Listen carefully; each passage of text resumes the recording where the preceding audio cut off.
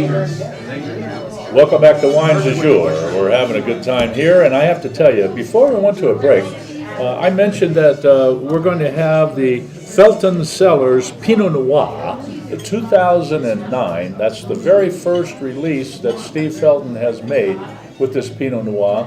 And I have to tell you, he didn't go to Burgundy to get those grapes. They come, they come actually from San Luis Obispo. This is a wonderful Pinot Noir, in my humble opinion. What do you agree?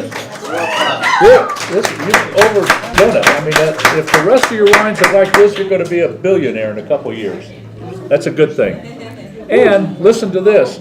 Most good Pinot Noirs, whether they're from Burgundy or from wherever, are in the $30, $40, $50 a bottle category.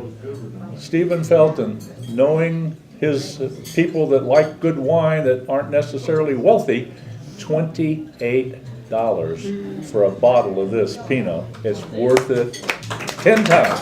No joke about it. Now, I want to mention a couple things. It's very well balanced. It's complex at the same time. It's just really tasty, in my humble opinion. It's what I would call a medium body Pinot Noir. It's not heavy and it's not overly light, but it's a medium body. And it just has a nice mouthfeel to it, and it lingers on the finish, if you will, just like the Sauvignon Blanc, where you can still taste it after you swallow it. Now, the chef has decided to do something fairly simple. Well, when I say simple, he's taken some beautiful wild mushrooms and sauteed them, put them into a little ramekin, and put a little feta cheese on top of that. And you get the two of those, the mushroom, the feta cheese, and a little bit of that Pinot Noir in the same bite, so to speak, and you'll know what food pairing is all about. I think it's pretty tasty. Have you had a chance to try it at all?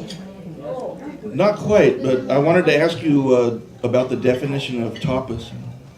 Definition of a tapa?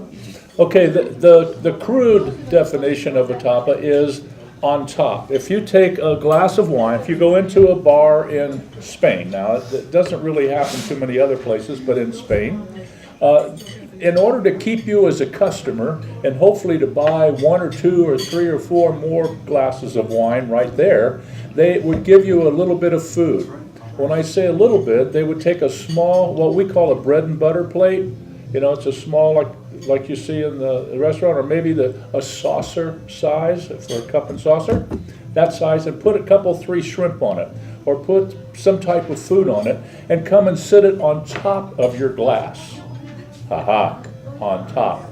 Tapas. Oh, brilliant. That's basically the way it happens. So tapas are a common thing there.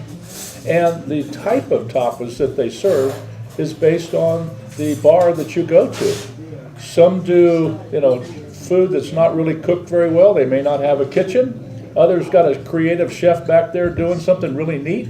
Typically, they'll take a little bit of shrimp, maybe saute it and chill it and give it to you cold, like you would with a little bit of sauce.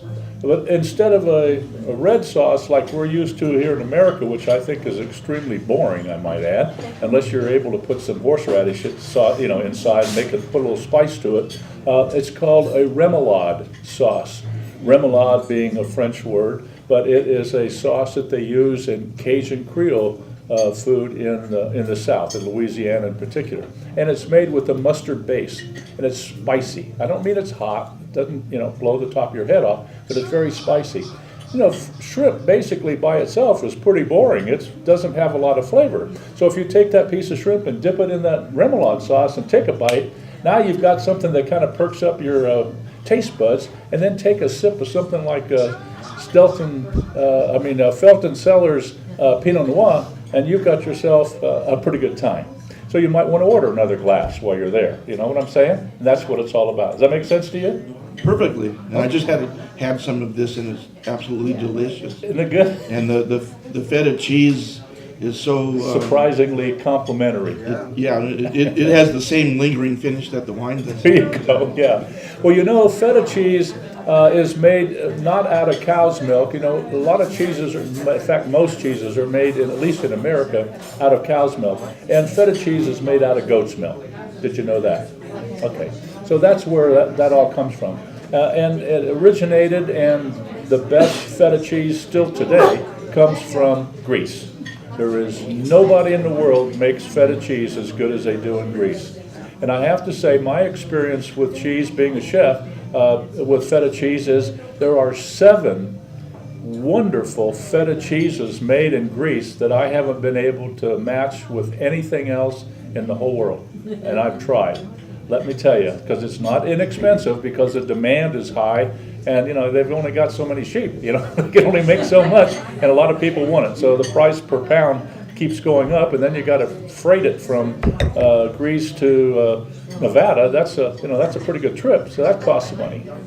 So I'm not complaining, because when it gets here, it's all worth it. It is absolutely outstanding.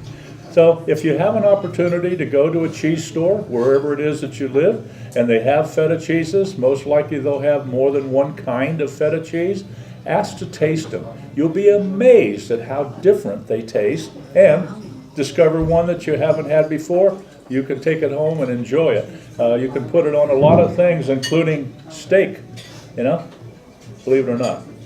Feta cheese with a little bit of cream in a sauce pot and a little bit of butter, and pour it over the top of a freshly grilled steak, isn't too bad, I have to tell you.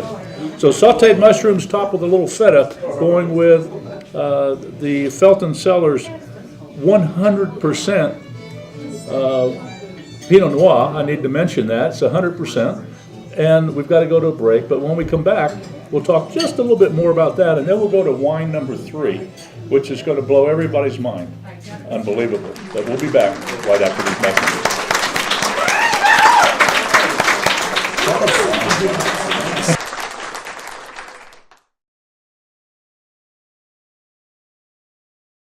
Upgrade to DirecTV today and get the best offer ever. Get over 150 of your favorite channels, and this season of NFL Sunday Ticket is included at no extra charge. You'll get 3 free months of HBO, Star, Showtime, and Cinemax, 4 free equipment upgrades to an HD DVR, and up to 3 HD receivers. And HD is included.